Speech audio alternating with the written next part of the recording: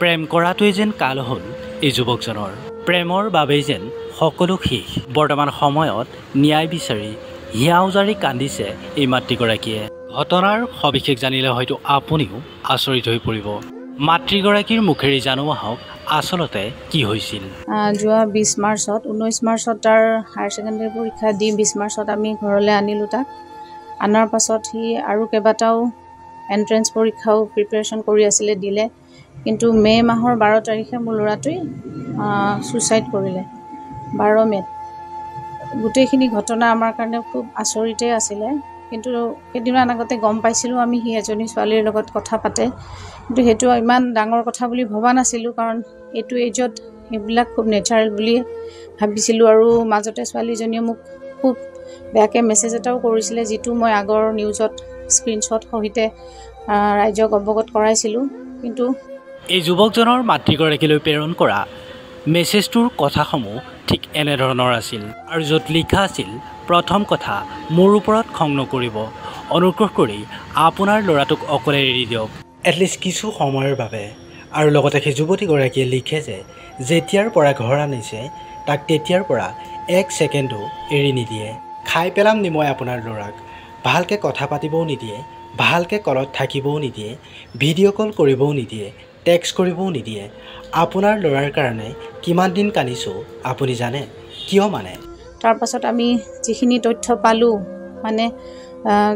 অকল ল'ৰাটো বা ছোৱালীটোৱে নহয় তাতে ছোৱালীজনীৰ মাক জড়িত থকা বহুতখিনি তথ্যই আমি পালোঁ পোৱাৰ পাছত আমি প্ৰশাসনৰ ওচৰত গ'লোঁ তেওঁলোকৰ ওপৰত এজাহাৰ দিয়া হ'ল আৰু যোৱা 22 তাৰিখে এজাহাৰখন দিছিলোঁ এতিয়া এমাহেই হ'ব হ'ল আৰু ইয়াৰ জৰিয়তে মই মহামান্য উচ্চতম ন্যায়ালয়ক ধন্যবাদ জনাইছোঁ কাৰণ তেওঁলোকৰ যি অগ্ৰিম জামিন দুবাৰকৈ তেওঁলোকৰ নাকচ হৈছে কিন্তু তথাপিও মানে তেওঁলোকক এতিয়ালৈকে দোষীক মানে তেওঁলোকক কাৰায়ত্ব কৰিব পৰা নাই এই ক্ষেত্ৰত SP ছাৰ আৰু আমাৰ কেছটোৰ যিগৰাকী আইও DSP মানস প্ৰতিম চৌধুৰী ছাৰ তেওঁলোকৰো কামবোৰ ভালকৈ কৰি আছে কিন্তু কি কাৰণত দোষী এতিয়ালৈকে কাৰায়ত্ব হোৱা নাই ইয়াৰ আঁৰত কি ৰহস্য সোমাই আছে মই এতিয়াও গম নাপাওঁ কিন্তু মই আজি এই 12 তাৰিখৰ পৰাই মই বহুত মানসিক অশান্তিত ভুগি আছোঁ কাৰণ দোষীক এতিয়ালৈকে ধৰিব পৰা নাই যিহেতু একো শাস্তিৰ কথাই আহি পৰা নাই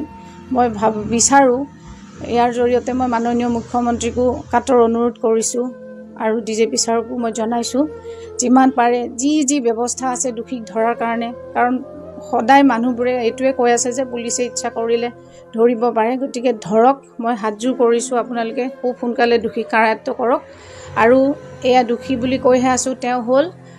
কলাইগাঁও উচ্চতৰ মাধ্যমিক বিদ্যালয়ৰ এছিষ্টেণ্ট শিক্ষয়িত্ৰী জয়শ্ৰী ডেকা শৰ্মা আৰু তেওঁৰ জীয়ৰী আৰু তেওঁৰ স্বামী হ'ল জয়ন্ত শৰ্মা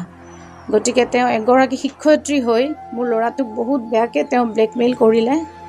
কাৰণ সেইবোৰ তথ্য আমি মোবাইলতে পাইছোঁ ছোৱালীজনীয়ে ৰেড কিলাৰ খাই মই মৰিলোঁ বুলি ফোনটো ছুইচ অফ কৰি দিয়াৰ পাছত এজনী মাক হৈ ছোৱালীজনী পৰি থকা ফটো বা ল'ৰাটোৱে মোৰ বাৰে বাৰে সুধি আছে যে উশাহ লৈ আছেনে আণ্টি